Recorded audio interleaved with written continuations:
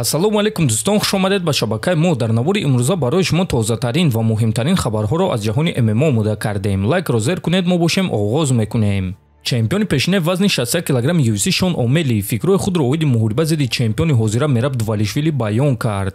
ман ин реванш зидди Мерабро қабул намекардам ва талаб намекардам, агар ки дар ҳақиқат ба ғалабаи худ боварӣ намедоштам. ман медонам ки чӣ кор карда метавонам. ман медонам ки рӯзи 8 июн чӣ кор мекунам. ман ба ин муҳориба ҳамчун санҷиши шавқовар назар мекунам. ман медонам ки аз ӯ дида зуртарам. аз UFC миннатдорам ки ба ман имконият доданд ки боз бо Мераб муҳориба гузаронам. ҳамин кор бо Марлон Вера шуда буд, лекин ҳамон дафъа ба ман 3.5 сол дар кор шуд. ман медонистам ки ӯро шикаст дода метавонам. медонистам ки вақташ меояд ки ин реванш баргузор мегардад ва ҳамин кор шуд. пеш аз ин муҳориба ман ҳамон гуна ҳиссиёт дорам. ман медонистам ки дер ё зуд мо боз бо Мераб во мехӯрем. дар натиҷа зуд во мехӯрем, на ин ки дер, ва ин чиз маро хеле шод мекунад, гуфтааст Омели. ногуфта намонад ки реванш байни Шон Омели ва Мераб Дувалишвили аллакай шаби 7 ба 8 июн баргузор мегардад. лекин пеш аз ин мо шуморо пресс-конференсия маросими вазнкашӣ ва муҳорибаи рӯбарӯ интизор аст. бе пул ҳиҷомат дар шаҳри Москва ширкати шифофармо ба шумо пешниҳод мекунанд. ҳамчунин дороҳои гиёҳӣ барои простатит, қавӣ намудани мардонагӣ, дароз намудани муҳлати ҳамхобагӣ, барои қадро баланд кардан, барои мӯи сар вариш баровардан, барои фарбе ё хароб шудан, барои меъда, гурда, писариазм ва витилигоро низ пешниҳод менамоянд. боварӣ надоред, худи ҳозир ба номерҳои дар рӯи экран буда занг занед. шифофармо дар хизмати шумо.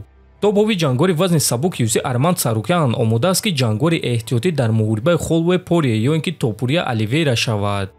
агар ки ба ман пешниҳод кунанд, ман ҳатто тайёрам ки дар муддати кӯтоҳ дар муҳорибаи Топурия зидди Оливейра ҷангори эҳтиётӣ шавам. ҳозир ба Амрико сафар мекунам ва дар он ҷо мемонам. ҳамчунин агар пешниҳод кунанд ки дар муҳорибаи Порье зидди Холве ҷангори эҳтиётӣ шав, пас ман розӣ мешавам. ҳозир ман бояд рисковат кунам, чунки ман осеб гирифтам ва аз муҳориба зидди Махачев даст кашидам ва ин осеби маро нодуруст фаҳмонданд. табиб нагуфт ки чӣ гуна ва чӣ кор рух додааст ва одамон фикр мекунанд ки ман тарсидам ва аз муҳорибаи унвонӣ даст кашидам.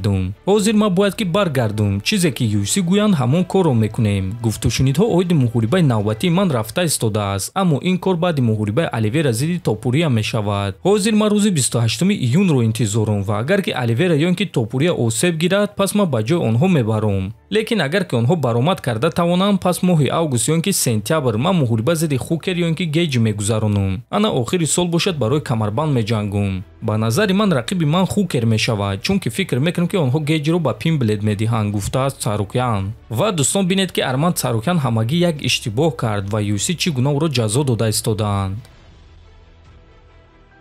шаби гузашта топҳови ҷангори вазни нимёна UFC яке аз беҳтарин гӯштингирони ин вазн Шон Бреди порчаи навори тамринҳои худро нашр кард, ки дар он дида мешуд ки ӯ тамринҳои гӯштини худро бо шарики спарингии худ Самандар Муродов гузаронида истодааст. ногуфта намонад ки Шон Бреди яке аз довталабон барои камарбанд аст ва ӯ дар UFC ҳамагӣ як боғ дар муҳориба зидди чемпиони пешина Билол Муҳаммад дорад. дигар ӯро дар UFC ва умуман дар MMA ҳеҷ кас шикаст додагӣ нест. айни замон рекорди ӯ 18 ғалаба ва як бохт аст ва чанд муддат пеш худи ӯ Леон Эдвардсро бо тариқи сабмишн шикаст дода буд. то ҳамон вақт Леон Эдвардсро ҳеҷ кас бо тариқи усул шикаст додагӣ набуд, на Билол Муҳаммад, на Камару Усман, на Колби Ковингтон ва дигарон. ва ин ҷангори топи рейтингӣ бо Самандар тамринҳои муҳими худро мегузаронад. ва дӯстон, тамрин бо чунин ҷангварон боварӣ ва таҷрибаи Самандарро боз ҳам зиёдтар мекунад ва ӯ барои ҷангварони вазни нимёна UFC проблема шуда метавонад вақте ки соҳиби шартнома бо UFC мешавад. ва мо албатта ки ин чизро бесаброна интизорем.